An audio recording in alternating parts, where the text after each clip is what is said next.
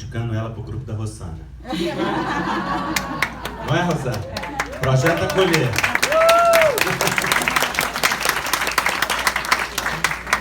Isso depende muito de qual fase do luto a pessoa está. Existem diferentes formas de lidar com a perda, diferentes estágios da perda. Né? A Elizabeth Kubler-Ross fala de algumas dessas fases, falando que diante de qualquer processo de perda, a gente passa primeiro pela negação, depois pela raiva, depois pela barganha, depois pela tristeza, até chegar na aceitação. Na negação, não, isso não está acontecendo, e a gente pode ficar ali muito tempo. Não, não é assim, a evidência está diante dos olhos, mas não. Na raiva, na barganha a gente tenta trocar. Será que se eu fizer isso não acontece? Né? Aquelas tentativas que a gente faz. Será que se eu parar de fumar você salva meu marido? Aquelas coisas que, né? E é até interessante a gente olhar a fase da barganha, porque são as coisas, inclusive infantis, que povoam a barganha, né? E as barganhas são sempre a nosso favor. Eu geralmente pergunto assim, como é que Deus ganha nessa parte aí? E aí a raiva, sim, está acontecendo, não adianta negar, não adianta barganhar, é assim. Significa que eu vou precisar me ressignificar, que eu vou precisar lidar com isso, e aí vem a tristeza, né? Que é o espaço da ressignificação, o espaço de lidar com tudo que aquilo representa. Depois, então, para quem consegue, vem a aceitação. Porque uma pessoa pode ficar presa numa dessas fases? Pode. Ela está lá na frente da tristeza, volta para a negação? Pode acontecer? Pode. Ela está na tristeza junto com a raiva? Pode. Então, a Elizabeth Kubler-Ross fala que a gente pode passar por várias destas fases. Então, o que fazer? Primeiro, acolher a pessoa, perceber em que fase ela está para ajudá-la a lidar com aquela fase. O que é sempre muito útil é a conversa com quem já passou pela mesma experiência, não é? Que é o que grupos como esses fazem, em que pessoas que já tiveram experiências podem acolher ou outros acolhedores fazem. A Célia Diniz, lá de Pedro Leopoldo, escreveu um livro sobre isso, porque ela perdeu 2 filhos, né?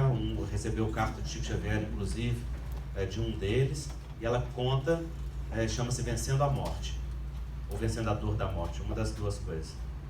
E ela narra nesse livro esse tipo de experiência. Agora, tenho tido uma experiência com pessoas que permanecem enlutadas cronicamente.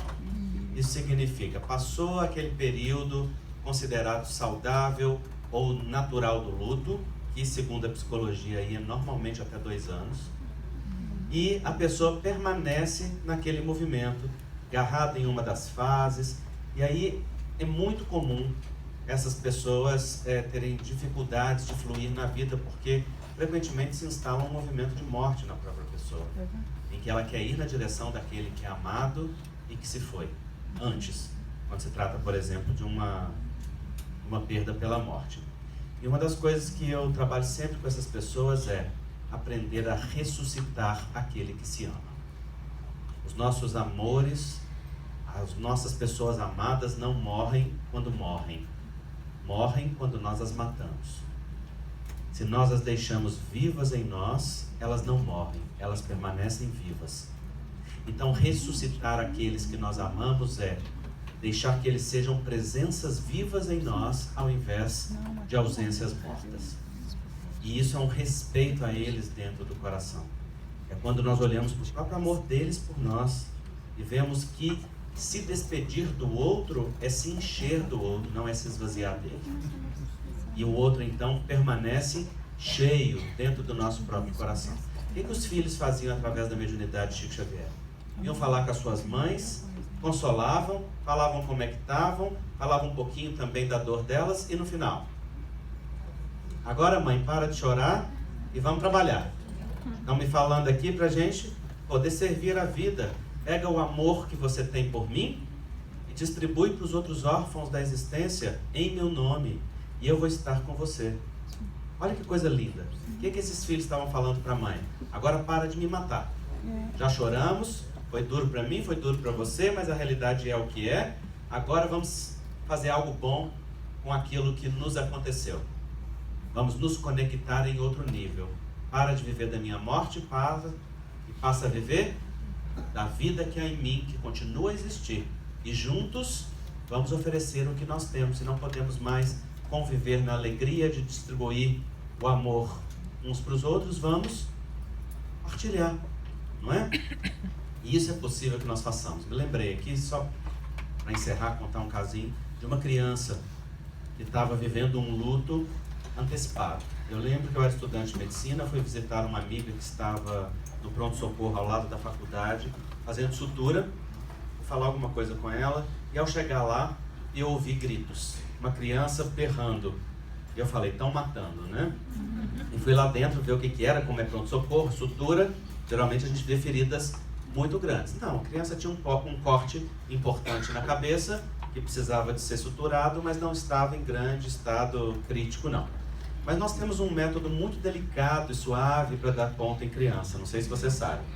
A gente abre um lençol, estica a criança e dobra e faz ela de uma múmia, né? Inteirinha, ela não consegue nem mexer, é só com aquela parte que precisa suturar para fora.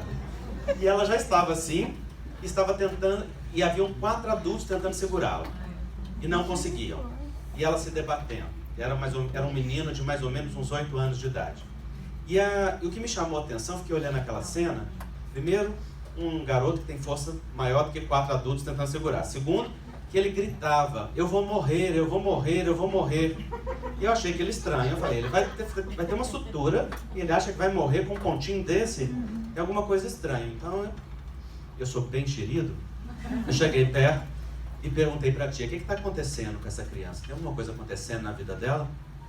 E ela falou, não tem nada. E de repente ela parou e falou assim, não, tem sim. Uma tia que ele gosta muito está terminal no hospital e ele não pode entrar para visitá-la. Naquele momento ele soltou todo o corpo, perdeu todas as forças e resistências e começou a chorar calmamente e dizer, eu não quero que ela morra. E ficou claro que aquela gritaria dele era só um sintoma dizendo, eu estou perdendo a minha tia e eu não posso nem me despedir dela. E não podia, porque era uma situação que ele não podia entrar no hospital. Então ele perdeu a resistência, ele não opôs-se mais à sutura, porque o núcleo da dor dele foi acessado e ele pôde dizer da sua dor. E eu comecei a conversar com ele sobre aquilo. E eu falei com ele, você já viu um palito de fósforo queimando? Perguntei para a tia, qual a religião da família? Ela disse, nós somos católicos. Bom, nós somos espiritualistas, acreditam que algo sobrevive à matéria. E eu disse para ele, você já viu um palito de fósforo queimando? Ele, já. Eu disse, pois é, sabe o que acontece conosco? Nós somos iguaizinhos do palito de fósforo. Quando a morte vem, é como um palito que queima. E sabe aquela fumacinha que sai do palito? É a gente, a nossa essência, a nossa alma que sai. E eu vou te contar um segredo. Continua viva, não morre nunca. E ele abriu um sorriso. Então eu disse para ele, eu estou vendo que o seu amor pela titia é muito grande. E embora ela vá continuar viva, eu estou vendo que você gosta dela e quer falar isso para ela. Então se você não pode entrar no hospital, posso te dar uma sugestão?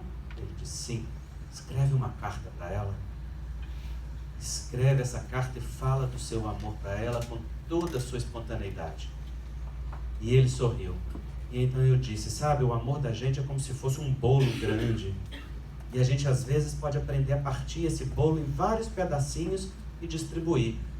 Se a titia não estiver aqui mais para você poder dar o seu amor para ela, pega esse amor que você sente por ela e parte como se fosse um bolo e dá um pedacinho para cada um. Nessa hora a sutura já tinha acabado, ele sentou na maca e me abraçou.